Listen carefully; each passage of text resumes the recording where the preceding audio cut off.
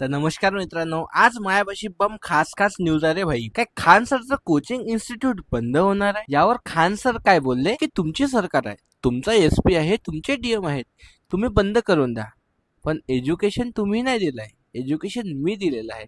तर तुम्ही इथे बंद कराल तर मी कुठे ना कुठे पुन्हा चालू करून ठेवेल, असं ते हसत हसत म्हणाले होते. शिव ठाकरे खान सर बद्दल बोलले की बस तो असा व्यक्ती आहे जो खूप कमी पैशामध्ये मुलांना एज्युकेशन देते आणि खूप चांगला हेल्थ केअर बद्दल त्याने हॉस्पिटल सुद्धा ओपन केलेलं आहे. अशा व्यक्तीसाठी आपण पुढे यायला पाहिजे. जर आपण याच्यासाठी पुढे नाही आलो तर पुढे चालून कोणताच शिक्षक मुलांसाठी पुढे येणार नाही.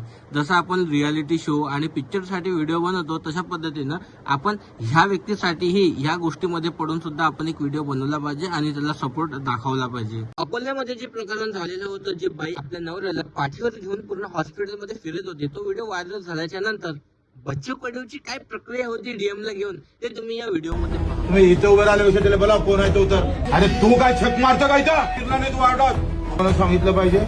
तुमचे रोज ड्युटी करायला काय जातंय, काय हरकत आहे वाईट वाईज फिरलो तर. एका पांढऱ्या पट्टीवरून एवढा मोठा वाद उभा होऊ शकते का? प्रसाद वेद पाठक नावाचा एक सोसायटीमध्ये राहणारा व्यक्ती होता घाटकोपरला, मुंबईमध्ये. तर त्यांनी एका त्याच्या बिल्डिंगच्या समोर पांढरी रेषा पाहून त्याचा संताप वाढला होता. त्याच्यामुळं त्यांनी खूप मोठा वाद निर्माण केला होता.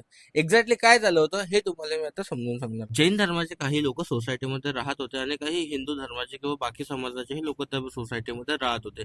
तर त्यांनी एक पांढरी रेषा त्यांनी फाडून दिली. त्यांचे गुरु होते, ते घरी येणार होते. त्या पट्टी फाडण्याचा मागचा त्याचा उद्देश हा होता की कोणताही शेवाळ किंवा जीवजंतू त्याच्या पायाने मरू नये, याच्यासाठी ते त्यांनी पट्टी फाडलेली होती. त्याच्यावरून खूप मोठा वाद निर्माण झाला होता. प्रसादचं म्हणणं हे होतं की जर तुम्ही व्हाईट पट्टी असं पब्लिक सोसायटीमध्ये फाडत आहे तर तुम्ही एकदा तरी बोर्डला विचारायला पाहिजे होतं किंवा बिल्डिंग प्रत्येकाची परमिशन घ्यायला पाहिजे होती किंवा एक मीटिंग भरवायला पाहिजे होती. पण तुम्ही असं काहीही केलं नाहीये. त्याच्यामुळे आमच्या धार्मिक भावना दुखावल्या आहेत. त्याच्यामुळे तुम्ही आताच्या आताच ते रेष जे आहे ते तुम्ही मिटवा. काही वेळ नंतर त्याचं डिस्कस झालं, पोलीस वगैरे आले किंवा बाकीच्या काही गोष्टी झाल्या आणि तिथून ते रेष मिटवण्यात आली. म्हणजे त्याच्यावर लाल पिवळे पट्टे फाडण्यात आले आणि तो प्रॉब्लेम आता सॉल्व्ह झालेला आहे. नेक्स्ट न्यूज आहे आपली इल्विश यादव बद्दल. काय इल्विश यादव याने सीजीपीला ट्रोल केलं. त्यांनी ट्विट केलं की सीजीपीचं काय आहे घोषणापत्र, सर्वांना फ्री मध्ये तुकडे, रेफ्रिजरेटरच्या मागे कॅबिनेट मीटिंग आणि झिरो ट्रान्सपरन्सी. त्यानंतर त्यांनी अजून ट्विट केलं की सीजेपी मेंबर सोबत आर्ग्यू पण नाही करत, pest control work better than debit. त्यानंतर त्यांनी आपली पार्टी लॉन्च केली, खरगोश जनता पार्टी, आणि कॅप्शन मध्ये लिहिलं सगळे भाऊ जंतर मंतर पोहोचून जा,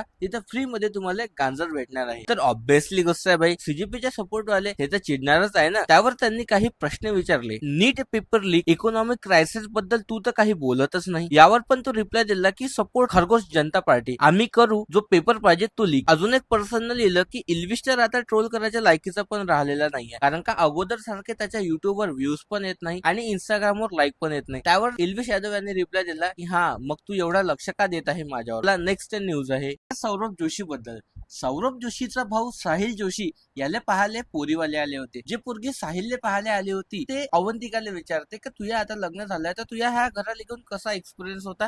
तेव्हा अवंतिकाचं काय रिएक्शन होतं हे तुम्ही पहा. आपका एक्सपीरियंस कैसा है यहाँ पे? एक्सपीरियंस हाँ जैसे न्यूली मैरिड होके आई है ना, तो आपको कैसे मैनेज करा आप 3-3 साल? अच्छा है, बढ़िया है। इतना आराम से क्यों बोल रहे हो? अच्छा है बोलो. बढ़िया है, बढ़िया बहुत है, आप टेंशन मत लो। मला नेक्स्ट न्यूज आहे. सध्या महाराष्ट्रामध्ये शेतकरी पुत्र या नावाने ओळखल्या जाणारा रविराज साबळे पाटील काय यांचं इन्स्टा अकाउंट डिलीट झालेलं आहे. त्यावर रविराज साबळे पाटील यांनी कॅप्शन मध्ये लिहिलं आहे की 2.5 मिलियन फॉलोअर असलेली आयडी बंद केली म्हणजे माझा आवाज बंद होईल. असं वाटलं काय? संपूर्ण भारत परत एकदा या टीम गब्बर आयडीला 2.5 मिलियन नाही तर 25 मिलियन फॉलो करतील. माझं नाव माणसाच्या हृदयात कोरलंय, ते एवढ्या सहज मिटणार नाही, असं त्यांनी टीम गब्बर या अकाउंटवर त्यांनी पोस्ट केलेली आहे. त्याला नेक्स्ट न्यूज आहे. कॉक्रोच जनता पार्टीचा नेक्स्ट प्रोटेस्ट कुठे आहे तर आज आहे 11 जून. तर आज आहे प्रोटेस्ट पुण्यामध्ये आणि 12 तारखेला नेक्स्ट प्रोटेस्ट आहे लखनौ मध्ये, यूपीला. त्याच्यावर अभिजीत दिपके काय बोलले हे तुम्ही या व्हिडिओ मध्ये पहा. हेलो एवरीवन, मैं 12 तारीख को उत्तर प्रदेश आ रहा हूँ। लखनऊ में इको गार्डन में जो प्रोटेस्ट होने जा रहा है उसमें मैं खुद शामिल होने आ रहा हूँ, जहाँ पर पेपर लीक के खिलाफ हम आवाज उठाएंगे और जिन छात्रों की आवाज को दबाने की कोशिश की जा रही है सरकार द्वारा, उसके खिलाफ भी हम आवाज उठाएंगे। तो आइए हम सब एक साथ आते हैं इको गार्डन लखनऊ में 12 तारीख को। जय हिंद. तर नेक्स्ट न्यूज आहे प्रणित मोरेच्या 370 रुपये बिर्याणी कॉन्ट्रोवर्सी बद्दल. ती आता खूप मोठी झालेली आहे. तर काय त्यांनी आता त्यांचं अकाउंट डिऍक्टिव्हेट केलेलं आहे, करू पण शकते. कारण का सध्या त्यांना सगळीकडून हेट मिळत आहेत. आता अकाउंट डिऍक्टिव्हेट केलं आहे की सस्पेंड झालेलं आहे याच्याबद्दल तर सांगणं कठीण आहे, कारण का अजूनपर्यंत त्यांच्याकडून कोणत्याही प्रकारचं क्लॅरिफिकेशन आलेलं नाही. यावर मुंबई पोलिसने सुद्धा ट्विट केलं की 370 रुपयामध्ये एक प्लेट बिर्याणी आणि जेलमध्ये राहण्याची इच्छा असेल तर मोफत जेवण मिळेल, निवड तुमची. नेक्स्ट न्यूज आहे राऊंड टू हेलच्या वसीम बद्दल. यार आता इंस्टाग्रामला काय चाललंय काय माहित, खूप लोकांचे अकाउंट माहिती आहे का तो डिलीट करून राहिलेला आहे. तसंच आता वसीमचं हे अकाउंट डिलीट केलेलं आहे. त्यावर वसीमनं काय रिएक्शन दिली हे तुम्ही या व्हिडिओमध्ये पहा. हाय गाइस, तो आज का ये जो वीडियो है मैं आप लोगों को कुछ बताना चाहता हूँ इस वीडियो में. हफ्ते पहले मेरा अकाउंट जो है डीएक्टिवेट करा दिया गया है मेरे हेटर्स द्वारा. उन्होंने बेचारों ने बहुत सारी रिपोर्ट्स मारी, बहुत सारे कॉपीराइट्स मारे, मेरे खुद के कंटेंट पे कॉपीराइट मार दिए.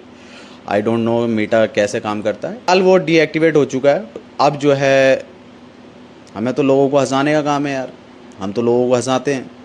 तो मैंने सोचा क्यों ना यार एक नया अकाउंट बनाया जाए और उस पर आप लोगों को हंसाने का काम किया जाए.